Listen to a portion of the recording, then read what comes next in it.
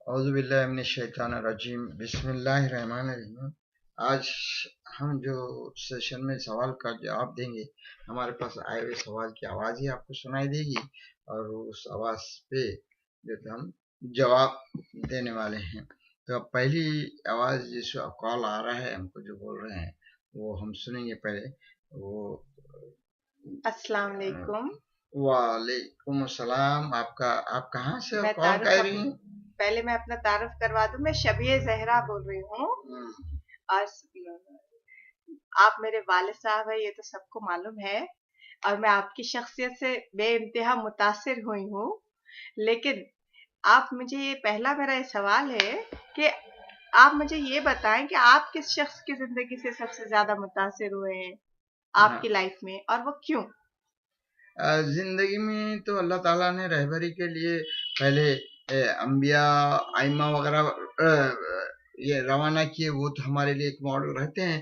لیکن ان کے علاوہ جو شخصیات ہیں، ان میں علماء دین جو ہیں ان سے زیادہ متاثر ہوا ہوں، اور سب سے زیادہ بر صغیر کے جو سب سے زیادہ قابل ترین شخصیت ہمارے زمانے کی گزری ہوئی ہیں، علامہ ذیشان ندر جوادی صاحب سے میں بہت زیادہ متاثر ہوا ہوں۔ ان کی کئی کتابیں پڑھنے کی کوشش کیا ہوں۔ انہوں نے تقریباً 300 کتابیں لکھی ہیں، جس کی جو ہے 100 سے زیادہ چھپ چکی ہیں۔ تو انہی کتابوں کا میں مطالعہ کرنے کی کوشش کرتے رہتا ہوں، خاص طور سے تفسیر قرآن جو انہوں نے کیا ہے وہ، اور اس کے علاوہ جو ہے ان کے دوسری کتابیں مجالس کے مجموعے ہیں، اور ان کی جو ہے مطالعہ قرآن ہے، یہ سب چیزوں کا میں مطالعہ کرتا ہوں۔ وہ ایک ایسی شخصیت تھی جن کے انتقال کے بعد میں ان کے چہلم اٹینڈ کرنے کے لیے الہ آباد گیا تھا۔ الہ آباد میں ان کے اس مقام پہ ان کا گھر وغیرہ بھی دیکھا، اور لوگ نہ صرف میں اکیلا متاثر دیکھا، ان سے متاثر ہونے والے پوری دنیا کے کونے کونے سے لوگ آئے تھے، اور ہر ایک نے اپنے جذبات کا اظہار کرتے ہوئے کہا کہ ایسا شخص تو ہم نے کبھی دیکھا ہی نہیں۔ وہ نہ صرف خود صالح تھے، بلکہ ان کے پاس جانے والے کو اتنا متاثر کرتے تھے کہ وہ بھی صالح ہو جاتا تھا۔ یعنی وہ اتنا بہترین ان میں ایک متاثر کرنے کی طاقت تھی۔ ایک شخص ان کے بارے میں لوگ کہہ رہے تھے کہ وہ امریکہ کے ایک صاحب آئے تھے، وہ کہہ رہے تھے کہ میرا بچہ جوادی صاحب کے پاس جاتا تھا، اور ان سے اتنا متاثر ہوا، مجھے آ کر کہنے لگا کہ ڈیڈی آپ حج نہیں جا رہے؟ آپ جبکہ بالکل اس کے لیے اقتصادی طور سے آپ مستطیع ہیں، اور ایک مستطیع آدمی جب اس کے پاس پیسہ ہے، اس کے پاس وقت ہے، اس کے باوجود نہیں جا رہا ہے، تو اس کے دوسرے اعمال بھی جو تو خراب ہو جائیں۔ تو وہ ان کے اسی سال وہ جو ہے تو ان کے ساتھ گئے، اور اس کے بعد وہ ان سے متاثر ہوئے۔ انہوں نے کہا کہ میں آپ سے ایک ریکویسٹ کرتا ہوں کہ آپ کی جو جوتی پہنے ہوئے ہیں یہ بھی جو بہت پرانی ہوگی، بدل لی۔ انہوں نے کہا اس جوتی کے ساتھ میں نے 9 حج کر چکا ہوں۔ تو ماشاء اللہ سے ان کی ایسی باتیں تھیں، ان کا علم، ان کا عمل دونوں متاثر کرنے والی چیزوں میں سے۔ میں نے یہی کہا تھا کہ جیسا خمینی صاحب نے شہید متحری کو کہا تھا کہ ایک جامع ہے، ایک یونیورسٹی ہے، ویسی برِ صغیر اور اردو جاننے والوں کے لیے ذیشان ندر جوادی خود ایک جامع، ایک یونیورسٹی ہے، اور انہوں نے جو ہے تو سب کچھ ایسا علم لوگوں کو دیا کہ ویسا علم شاید ہی کوئی لوگوں تک ٹرانسفر کر سکے۔ عالم ہو جانا اور بات ہے، لوگ بہت سے عالم رہتے ہیں، مگر اس میں وہ کیپیسٹی ہونا کہ اپنا علم لوگوں تک پہنچائے، وہ ان میں بڑی کیپیسٹی تھی۔ انہوں جب بھی کوئی بھی مجالس پڑھتے تھے اور وہ کرتے تھے، سب سے کم ذہن والا اگر کوئی بچہ بھی ہے تو اس کو سمجھ میں آئے، اور ان کا ایک ہی جملہ ہمیشہ نکلتا تھا، کاش میرے بچے یہ بات سمجھ۔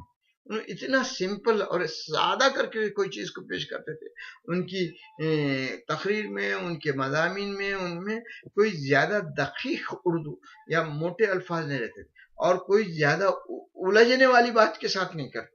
وہ آج ان کی لوگوں کی تفاسیر یہ ویلیومنس رہتی، ان کی تفسیر ایک ہی ویلیوم میں ہے، مگر ہر جگہ جو ہے تو مختصر سے جو ہے انہوں نے اس میں پرانے زمانے سے آج کے زمانے تک کے جو اشارہ کیا ہے، آج کے وقت کے مسلمانوں سے اور پچھلے مسلمانوں اور اس وقت کے احادیث وغیرہ اور قرآن آیت سے جوڑ کے انہوں نے ہر جگہ چھوٹے سے تبصرے میں سب کچھ جو تھے، جیسا سمندر کو کوزے میں لانے کی ان کی بڑی کیپیسٹی تھی، اور ان کے اس ذریعے سے میں جو تھا ان کے اس شخصیت سے میں بے انتہا متاثر ہوا.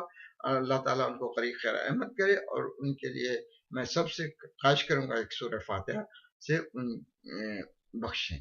اور میں ہاں اگلے سال کی طرف جاتے ہیں. فرمائیے آپ کا اگلا سوال کیا ہے؟ بہت ہی اچھے انداز میں آپ نے کافی تفصیلی معلومات جوادی صاحب کے بارے میں ہم کو دی، اور اس کے لیے شکریہ. اچھا، آپ کا دوسرا سوال فرمائیے. بولیے دوسرا سوال بولیے آپ. آپ کی یہ گفتگو میں اور کنٹینیو کرنا چاہتی ہوں، اور اگلا کوشچن میں آپ کو یہ پیش کروں گی. سوال میرا یہ ہے کہ آج ہم لوگ سوچتے ہیں یہ کرنا چاہیں اپنے والدین کے، خاص طور سے اپنے والدین کے لیے، تو ہم لوگ سوچتے ہی رہ جاتے ہیں. لیکن اگر آج آپ کے والدین تو موجود نہیں ہے دنیا میں، لیکن اگر وہ ہوتے سامنے، تو فی الحال تو آج کے دن، آج کی تاریخ میں آپ یہ فرض کریں کہ وہ ہوتے آپ کے سامنے، تو آپ وہ کون سا کام ہے جو آپ نہیں کر سکے وہ آپ کرنا چاہتے ہیں ان کے؟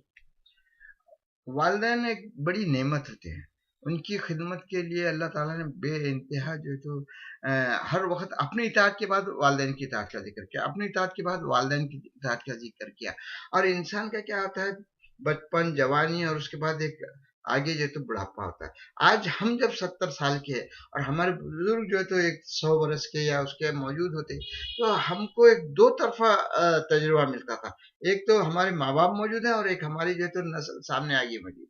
ہم نہ صرف اپنے طور سے ان کی خدمت کے لیے آگے بڑھنے کی کوشش کرتے، بلکہ ہماری جو اگلی نسل بھی ہے اس کو بھی ایک سبق آموز طریقے سے بتاتے کہ دیکھو ہمارے والدین موجود ہیں، ہماری خواہش ہے کہ ہم ان کو جیسا کر رہے ہیں تم بھی تمہارے والدین اور ان کے تک جو ہے تو خدمت کرنے کے لیے آگے بڑھو. کیونکہ شفاعت کے لیے کیا ہے کہ شفاعت کے لیے جو ہے اپنی عبادتوں کے ساتھ اپنے بزرگوں کا اور اپنے والدین کا جب تک ہے وہ بھی شافع بن سکتے ہیں. خود جو ہے تو امام زین العابدین علیہ السلام کی دعا جو والدین کے بارے میں ہے، اس میں خود یہ جملے ہیں، یا اللہ اگر میرے والدین کو مجھ سے پہلے بخش دیا تو ان کو میرا شافع بنا. یعنی وہ شفیع ہے ہمارے کو جو تو محشر میں شفاعت عطا کر سکتے. اور دوسری بات ہم کو ہمارے والدین صالح تھے، یہ تھے، تو وہ اور خوش ہونا چاہیے. اور خود سورہ رعد میں ہے کہ سب خاندان کو اللہ تعالیٰ جمع کرے، آبا و اجداد کو بھی جمع کرے گا، اور وہاں پہ ایک دوسرے کو وہ فرشتے ہر دروازے سے جنت کے آ کے سب کو سلام کریں گے، سلام علیکم کہیں گے. تو یہ خوش نصیبی حاصل کرنا ہے تو ہم خاندان کو، پورے بچوں کو، ان کو بتا سکتے کہ دیکھو جیسے ہم ہیں، ہاں جیسا ہم کوشش کر رہے ہیں ہمارے والدین کو خوش کرنے کی، تم تمہارے والدین کو کرو، اور تمہارے والدین کے ساتھ ان بزرگ کو بھی کرو جو کہ تمہارے بھی والدین، یعنی آبا و اجداد جو ہوتے ہیں کہ آبا ہو جاتے وہ بھی باپ ہو جاتے ہیں تمہارے. اس لیے تم نہ صرف اپنے، تو اگر ہمارے بزرگ موجود رہتے یعنی تو نہ صرف ہم ان کی خدمت کرتے بلکہ ان کی جتنے بھی نواسے، ان کے پوتے، ان کی جو آگے کی نسل ہے، وہ ان میں سے ہر ایک کوشش کرتا کہ بزرگوار کو جو ہے کسی قسم کی خدمت کرو. جیسے ہماری ایک بڑی اماں ابھی حال ہی میں ان سے ملا حیدرآباد میں، وہ 106 برس کی. آج ان کے کیا ہے 106 برس کے ہونے کی وجہ سے ان کے پوتے، نواسے سب ہے، ہر ایک جو تو ان کو روز کچھ نہ کچھ پیش کرنا چاہتا، کچھ نہ کچھ خدمت کرنا ہے. ایسا انسان کے اندر خود بہت ایک جذبہ، اور ایسے بزرگوں کا رہنا ایک نعمت رہتا ہے، کیونکہ ان کے تجربے بھی ہمارے ساتھ رہتے ہیں، اور ہم کو بھی ان کی خدمت کرنے کے ثواب حاصل کرنے کا جو موقع ملتا ہے.